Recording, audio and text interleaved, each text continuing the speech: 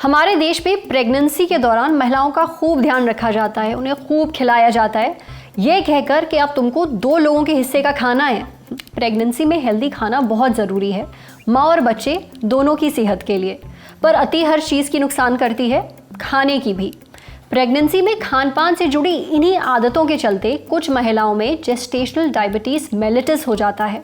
आसान भाषा में समझें तो प्रेगनेंसी के दौरान होने वाली डायबिटीज़। जिन महिलाओं में कभी भी शुगर की समस्या नहीं रही, प्रेगनेंसी में उनको भी डायबिटीज़ हो जाती है। The journal of the American medical association यानी जामा में छपी एक रिपोर्ट के मुताबिक भारत में हर साल 50 लाख प्रेग्नेंट महिलाओं को जेस्टेशनल डायबिटीज़ प्रभावित करती है। इस दौरान गर्भवती महिलाओं के खून में शुगर की मात्रा बढ़ जाती है। ज़्यादातर मामलों में इसके कोई लक्षण नहीं दिखते, इसलिए इसका पता नहीं चल पाता। लेकिन जेस्टेशनल डायबिटीज़ माँ और बच्चे दोनों के लिए ही नुकसानदेह है। आज सेहत के स्पेशल एपिसोड में हम बात करने वाले हैं जेस्टेशनल डायबिटीज़ पर। ये क्यों होती है, इससे कैसे बच सकते हैं, सब जानेंगे। हमारे साथ मौजूद हैं doctor Abhilasha Jain, department of endocrinology and general medicine, Jain hospital से। Thank you so much for inviting me. के दर्शकों को मेरा बहुत बहुत नमस्कार। Doctor Neha Agrawal, consultant endocrinologist, health world hospital, Durgapur, West Bengal से। Thank you Lallantop for inviting me और ललन टॉप के दर्शकों को मेरा नमस्कार। और doctor Harsha Pamnani, consultant endocrinology, Ashirwad medical और डॉक्टर हर्षा पामनानीज क्लिनिक, भोपाल से। Thank you Lalan top team for this invitation और ललन टॉप के व्यूअर्स को नमस्कार। आप तीनों का बहुत स्वागत है ललन टॉप पर। डॉक्टर अभिलाषा, मेरा सबसे पहला सवाल आपसे है, ये जेस्टेशनल डायबिटीज़ मेलिटस यानी कि जीडीएम, ये होता क्या है? जेस्टेशनल डायबिटीज मेलिटस, जैसे कि नाम ये बताता है, जेस्टेशन यानी कि जो प्रेगनेंसी में होने वाला डायबिटीज है, हम उसको जेस्टेशनल डायबिटीज मेलिटस बोलते हैं। अब ये इम्पोर्टेंट क्यों है? हम जो इंडियंस हैं, इंडियन फीमेल्स हैं, वो वैसे भी हम काफ़ी ज़्यादा रिस्क पे होते हैं लॉन्ग टर्म में डायबिटीज़ होने के, स्पेशली ड्यूरिंग प्रेगनेंसी। कुछ ऐसे हार्मोन्स हमारी बॉडी में बढ़ते हैं, हर किसी की बॉडी में बढ़ते हैं, लेकिन इंडियंस में कुछ ऐसे चीज़ें ज़्यादा होती है कि हम थोड़ा सा हाई रिस्क पे होते हैं। तो कुछ ऐसे हार्मोन्स बढ़ते हैं बॉडी में, प्रोजेस्टेरोन बढ़ता है बॉडी में, ईस्ट्रोजन बढ़ता है बॉडी में, बहुत सारी प्लेसेंटा से ऐसे हार्मोन्स बढ़ते हैं जिसकी वजह से चांसेस जो नॉर्मल शुगर्स होती हैं उससे ज़्यादा होने के चांसेस होते हैं इन प्रेगनेंसी। नॉर्मल लेवल से ज़्यादा होगा तो इसको हम जेस्टेशनल डायबिटीज़ मेलिटस बोलते हैं, क्योंकि इसके कहीं ना कहीं जाके लॉन्ग टर्म में और ड्यूरिंग प्रेगनेंसी मदर के ऊपर और बच्चे के ऊपर काफ़ी सारे साइड इफेक्ट्स होते हैं। डॉक्टर हर्षा, मेरा अगला सवाल आपसे है, ये जेस्टेशनल डायबिटीज़ का प्रेग्नेंट महिला में समय पर पता लगना क्यों ज़रूरी होता है? जैसे कि आपने जाना कि जेस्टेशनल डायबिटीज़ क्या है, तो इसका सही समय पे पता लगाना बहुत इम्पॉर्टेंट है, क्योंकि अगर इसका सही समय पे पता नहीं लगाया गया तो ये माता और बच्चे दोनों के लिए घातक हो सकता है। महिलाओं में जो प्रेग्नेंट फीमेल्स हैं उनमें ये उनका बीपी बढ़ा सकता है, फीटस जो बच्चा है उसका लॉस हो सकता है, मदर के लिए डिलीवरी में दिक्कत आ सकती है और उनको आगे चल के टाइप 2 डायबिटीज़ भी हो सकती है। जो बच्चा है उसमें सांस लेने की तकलीफ हो सकती है। बहुत सारे ऐसे दिक्कत हैं जैसे कि कैल्शियम की कमी होना, सांस की दिक्कत के कारण ऑक्सीजन की कमी होना, हीमोग्लोबिन बढ़ना, बच्चे की प्री मैच्योर डिलीवरी जो बोलते हैं, समय से पहले बच्चे का जन्म हो जाना, और बच्चे में बहुत सारे ऑर्गन्स पे जो सांस के, हार्ट के बहुत सारे अंगों को वो अफेक्ट कर सकता है, बच्चों की बहुत सारी परेशानियों को वो बढ़ा सकता है और आगे चल के इन बच्चों को मोटापा और टाइप 2 डायबिटीज़ जो बोलते हैं वो हो सकता है। तो समय पे इसका पता लगाना बहुत ज़रूरी है। इसलिए जब भी कोई प्रेग्नेंट फीमेल, गर्भवती महिला ओपीडी में आती है तो सबसे पहली विजिट में उसका शुगर चेक होना चाहिए और कम से कम 3 महीने के अंदर उसकी शुगर का पता लगाना बहुत ही ज़्यादा ज़रूरी है, ताकि समय रहते उनके कॉम्प्लिकेशंस को, उन दिक्कतों को बचाया जा सके। डॉक्टर नेहा, जैसे अभी हमने ये तो समझ लिया कि अगर माँ को जेस्टेशनल डायबिटीज़ होती है तो बच्चे पर भी उसका असर पड़ता है। क्या असर पड़ता है ये भी हमने जाना। हमें ये भी बताइए, क्या बच्चे को भी डायबिटीज़ होने का रिस्क होता है अगर माँ को जेस्टेशनल डायबिटीज़ हो गई है, और उसके अलावा और क्या क्या समस्याएं हो सकती हैं? तो जैसे हमने सुना डॉक्टर हर्ष और डॉक्टर अभिलाषा से जेस्टेशनल डायबिटीज के effects both in mother as well as in the babies, तो बेबीज में जेस्टेशनल डायबिटीज की वजह से बेबीज का साइज बड़ा हो सकता है, वो वेट ज्यादा गेन कर पाते हैं, तो इस कंडीशन को बोलते हैं मैक्रोसोमिया। अभी कंडीशन होती क्यों है? इसमें माँ की शुगर की वजह से बच्चा जो है उसके पैंक्रियाज ज्यादा इंसुलिन हार्मोन प्रोड्यूस करते हैं, और इंसुलिन क्योंकि एक एनाबॉलिक हार्मोन है जो कि हमारे बॉडी में फैट का डिपोजिशन में हेल्प करता है, तो it's being an anabolic hormone, जो बच्चे का साइज है वो बहुत बढ़ जाता है, उसका वेट बहुत ज्यादा होता है, तो that baby is called as macrosomic baby. क्योंकि बच्चे का साइज ज्यादा बड़ा होता है तो इससे डिलीवरीज में दिक्कतें आती हैं, और डिलीवरी के टाइम पे कुछ औजार की जरूरत पड़ सकती है, जैसे कि फॉर्सेप, और फॉर्सेप डिलीवरी से बच्चे को इंजरी भी हो सकती है, बच्चे को सांस की दिक्कतें भी आ सकती हैं, बच्चा पॉटी भी कर देता है माँ के पेट में और उसको वापस से पी भी सकता है, जिसको बोलते हैं मिकोनियम एस्पिरेशन सिंड्रोम। तो ये सारी कॉम्प्लिकेशंस बच्चे में हो सकती है। और long term complications, again long term में बच्चे को डायबिटीज हो सकती है, क्योंकि बच्चा मोटा रहता है, तो मोटापे से रिलेटेड जो भी बीमारियां होती हैं जैसे कि हाई ब्लड प्रेशर, कोलेस्ट्रॉल की प्रॉब्लम, शुगर, ये सब लॉन्ग टर्म कॉम्प्लिकेशंस हैं जो कि बच्चों में देखी जा सकती हैं। डॉक्टर अभिलाषा, एक प्रेग्नेंट महिला को जेस्टेशनल डायबिटीज़ का टेस्ट कब करवा लेना चाहिए, और आप थोड़ा ये भी बता दें कि मोटा माटी इसमें कितना खर्चा आ जाता है? तो जब भी हमें डायबिटीज को डायग्नोज करना है, स्पेशली प्रेग्नेंट फीमेल में जेस्टेशनल डायबिटीज के लिए, हमारे पास 2-3 टेस्ट अवेलेबल हैं। सबसे पहले तो सिंपल जो ब्लड शुगर आप रूटीन में बाकी लोगों का भी कई बार हम चेक कराते हैं जो प्रेग्नेंट नहीं है, रैंडम शुगर्स होती हैं, फास्टिंग शुगर होती है, ये बहुत इजीली मार्केट में अवेलेबल है। सिविल हॉस्पिटल्स में, सरकारी अस्पतालों में सब जगह पे अवेलेबल है। अगर आप मार्केट में भी, प्राइवेट में भी कराते हैं तो 20-30 रुपए में, 40 रुपए में ये शुगर का टेस्ट हो जाता है, तो इट इज़ वेरी चीप। और हर प्रेग्नेंट महिला को जो फर्स्ट टाइम दिखा रही है उसको उसी टाइम पे ही इस चीज का रैंडम शुगर या फास्टिंग शुगर का टेस्टिंग होना चाहिए। इससे हमें जो अर्ली पहले 1 या 2 महीने में या पुराने टाइम से जिनको डायबिटीज चल रही है वो भी पता चलती है। इसके अलावा हर महिला को अगर शुरुआत में नहीं भी चेकअप हुआ है तो जब भी वो पहली बार अपने डॉक्टर को विजिट कर रही है, चाहे अपने गायनेकोलॉजिस्ट को विजिट कर रही है या बहुत सारे यहाँ पे आंगनवाड़ी वर्कर्स और ये सब सरकार ने मुहैया कराए हुए हैं, वहां पे भी ये इजीली अवेलेबल है, ये टेस्ट करा सकते हैं। और अपार्ट फ्रॉम दैट जो गाइडलाइंस कहती हैं 24 weeks to 28 weeks of pregnancy, 24 से 28 हफ्ते के बीच में भी इसका शुगर का टेस्ट होना चाहिए। जब हम इस समय टेस्ट करते हैं, यहाँ पे भी बहुत सारे ऑप्शंस होते हैं टेस्ट कराने के। वो आपके जो डॉक्टर है, गायनेकोलॉजिस्ट है, चाहे सरकारी अस्पताल में है चाहे प्राइवेट अस्पताल में है, वो आपको इजीली बता सकते हैं। इसमें हम एक ग्लूकोज पिला करके एक टेस्ट करते हैं। इसमें 75 ग्राम का पहले ग्लूकोज पिलाया जाता है, उसके 2 घंटे के बाद शुगर्स का टेस्ट किया जाता है। तो ये भी टेस्ट कोई बहुत ज़्यादा महंगा टेस्ट नहीं होता है। एक ग्लूकोज का पैकेट का आप लगा लीजिए कॉस्ट आएगा इसमें, और एक 20-30 रुपए का, 40 रुपए का शुगर का टेस्ट आएगा। इसके अलावा अगर किसी को शुगर आती है ड्यूरिंग प्रेगनेंसी, हम आगे अलग टेस्ट करते हैं, जैसे कि HbA1c जो 3 महीने की एवरेज शुगर होती है, वो टेस्ट थोड़ा सा हम कहते हैं कि 400-500 रुपए का ज़्यादातर होता है, बट वो हर किसी में कराने की ज़रूरत नहीं होती है। जिनमें पहले टेस्टों में प्रॉब्लम आती है उन्हीं में वो हम कराते हैं। तो बहुत इजी है कराना। एक फर्स्ट टाइम जब भी आप अपने डॉक्टर को विजिट कर रहे हैं, नंबर 1।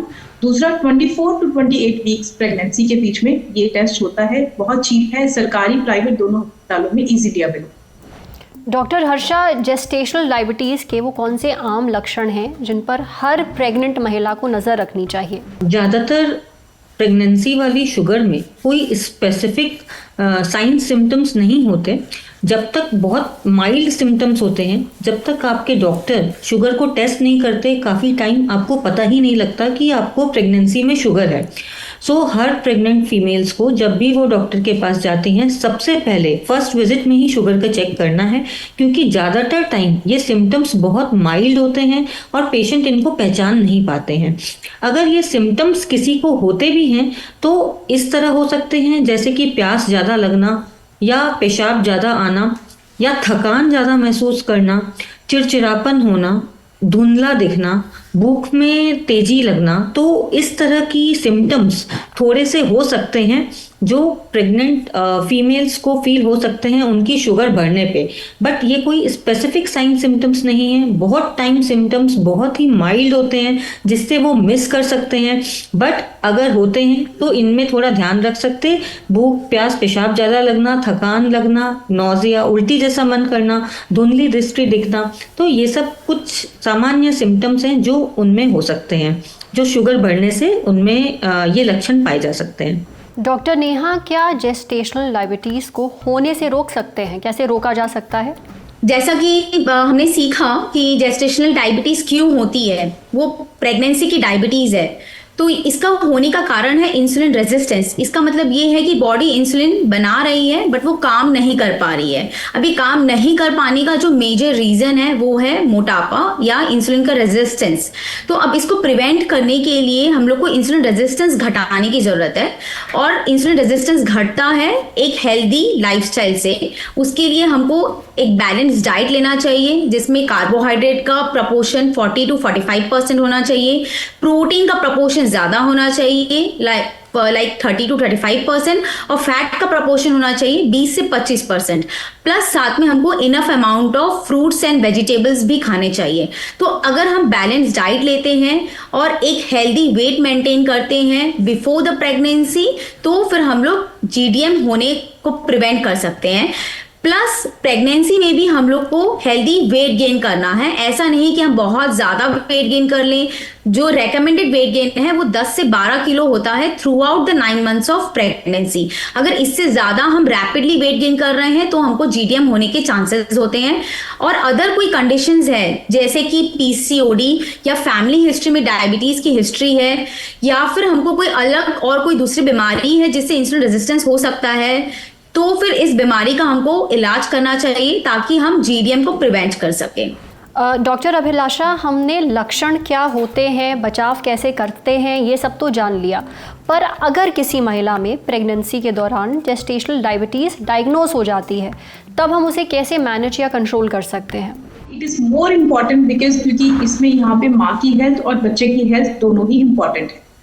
तो सबसे पहले डाइट अच्छा कंट्रोल होना चाहिए। इसमें कोई भी स्वीट सब्सटेंस, गुड़, शक्कर, खांड, चीनी, शहद बिल्कुल नहीं लेना है। कार्ब्स को कम से कम लेना है। प्रोटीन को डाइट में बढ़ाना है। फ्रूट्स को, वेजिटेबल्स को डाइट में बढ़ाना है। डाइट के बाद जो सेकंड कंपोनेंट आता है वो है एक्सरसाइज। और अगर प्रेगनेंसी में हम एक्सरसाइज नहीं कर सकते तो एटलीस्ट वॉक एक रेगुलर होनी चाहिए। स्पेशली जो हम रेकमेंड करते हैं कि खाने के बाद 15 मिनट के लिए, 20 मिनट के लिए हमेशा एक कैजुअल वॉक पेशेंट जरूर करें। थर्ड चीज और काफी इंपॉर्टेंट चीज है मेडिकेशंस। बहुत बार हमें प्रेगनेंसी में डाइट और लाइफस्टाइल के बाद भी डायबिटीज कंट्रोल नहीं हो पाती है, तो हमें उनको ओरल मेडिकेशंस भी कई बार देनी पड़ती है, और a number of times they need insulin as well.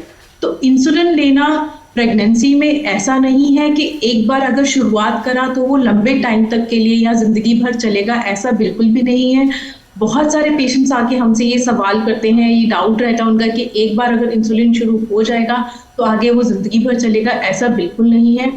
Usually ऐसे केसेस में जो जेस्टेशनल डायबिटीज के होते हैं उनका जैसे ही डिलीवरी होता है इंसुलिन की या तो मात्रा कम हो जाती है या बिल्कुल ही बंद हो जाती है।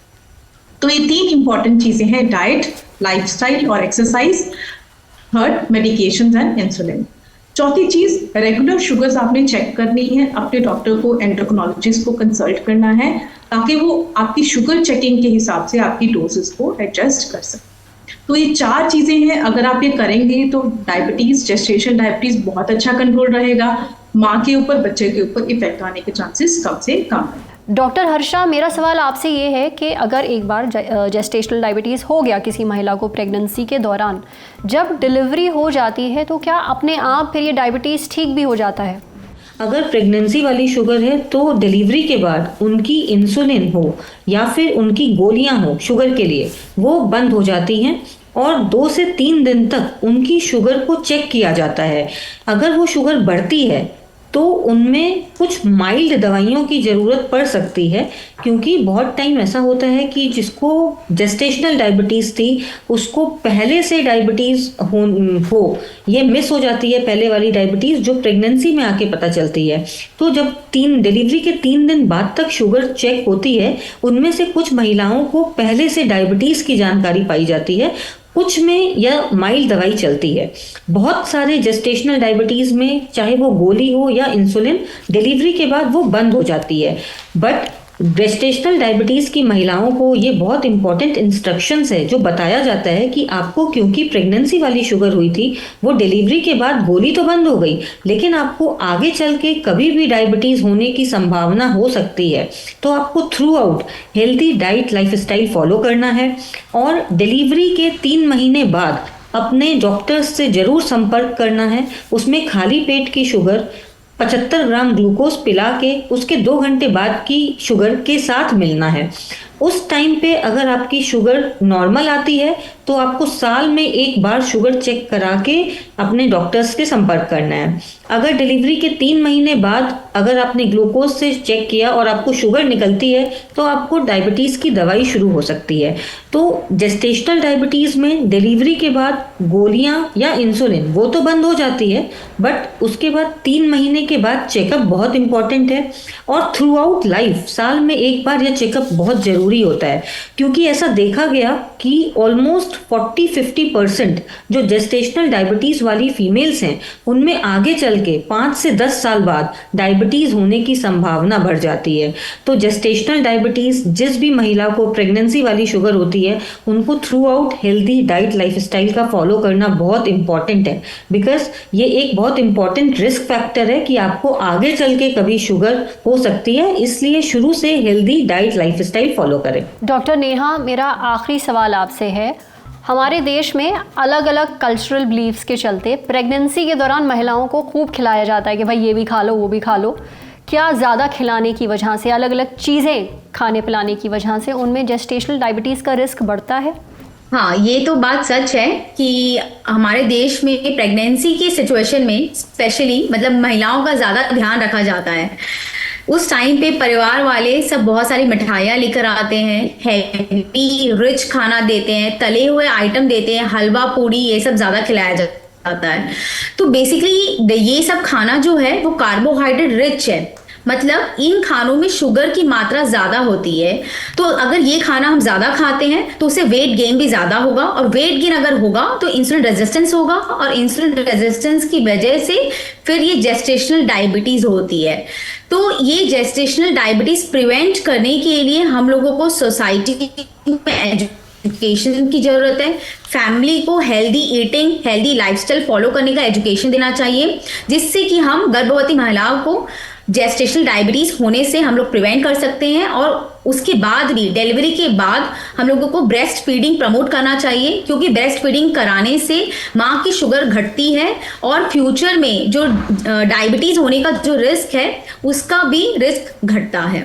Thank you so much doctor Neha, doctor Abhilasha and doctor Harsha. आपने बहुत ही अहम सवालों के जवाब दिए हैं। बहुत कम लोग जेस्टेशनल डायबिटीज़ के बारे में जानते हैं, जैसे हमने पहले भी डिस्कस किया, क्योंकि इसके लक्षण पता नहीं चलते, पर इसका असर माँ पर और होने वाले बच्चे दोनों पर पड़ता है। तो उम्मीद है हमारा ऑडियंस जो ये शो देख रहा है उसे बहुत ही काम की जानकारी मिली होगी। हमें ज्वाइन करने के लिए, हमसे बात करने के लिए बहुत बहुत धन्यवाद।